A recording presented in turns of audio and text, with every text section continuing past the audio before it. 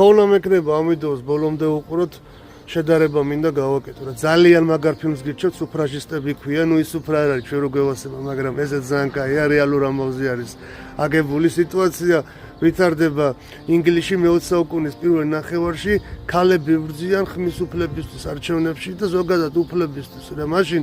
ოჯახი რო ენგრეოდა ბავშვი ქმარს რჩებოდა წარმოიდგინეთ რა სიტუაცია იყო რას აღარ აკეთებენ მოკლედ ეს ქალები რომ ეს უფლებები მოიპოვონ რა ამტვრევენ შუშებს ყურადღების მისაღწევ აფეთქებენ პოსტებს მართავენ აქციებს მე ეს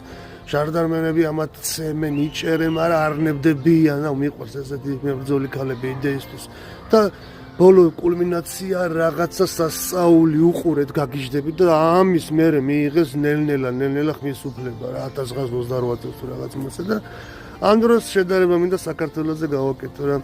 1919 წლის პირველ მოწვევის პარლამენტში 5 პარლამენტარი ქალი და სოფლიოს ისტორიაში პირველად მუსლიმი ქალი